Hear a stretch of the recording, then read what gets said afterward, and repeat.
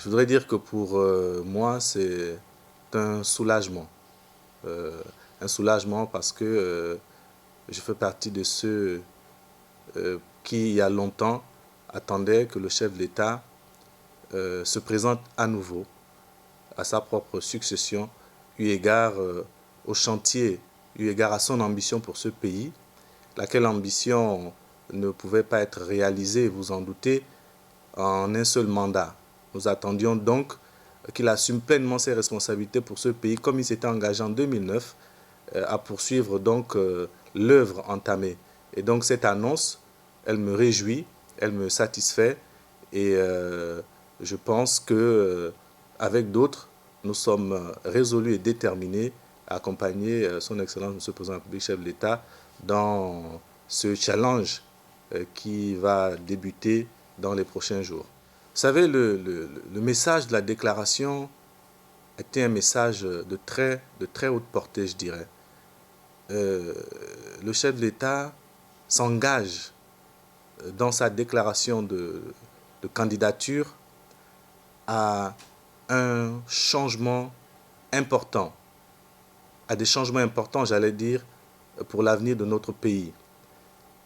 Il y a des mots très forts dans ce message, tels que lutter contre les privilèges indus. Vous savez, il a rappelé lui-même, ayant été fils de chef d'État, donc ayant vécu quasiment toujours dans le système des privilèges, il était également le meilleur pour connaître ce que ce système de privilèges a pu avoir comme impact négatif sur le développement de notre société.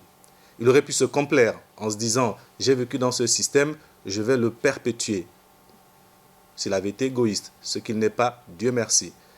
Sachant donc que ce système de privilèges indus, pour ne prendre que cet aspect, a causé, et nous tous, si nous sommes honnêtes, nous pouvons le reconnaître, ce système a causé beaucoup de tort à notre pays, a impacté négativement dans son développement. Conscient de cela, et les populations qu'il a rencontrées le lui ont toujours fait savoir. Conscient donc, il décide de briser quasiment un tabou. Parce que je sais qu'il y a aujourd'hui dans le système des personnes qui freinent des deux pieds pour qu'ils ne puissent pas réaliser cette ambition. Et donc il décide, malgré cette hostilité avérée, de dire « je vais aller en lutte contre ces privilèges indus.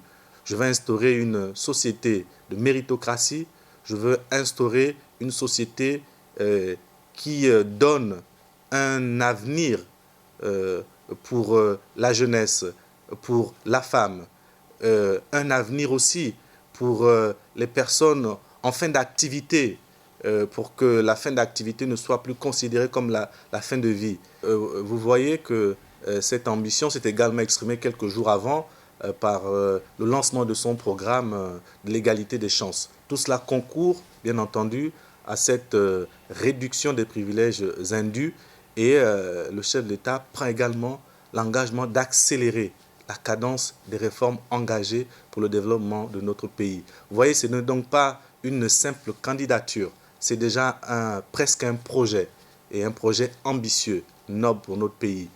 Et moi, j'invite toutes les Gabonaises et tous les Gabonais à porter ce programme, à en faire le leur, à le soutenir pour que, à l'occasion donc de l'élection qui aura lieu cette année, Ali Bongo Ondimba, avec la grâce de Dieu, comme il l'a dit lui-même, et avec notre soutien à tous, puisse gagner l'élection afin de réaliser cette ambition de développement pour notre pays.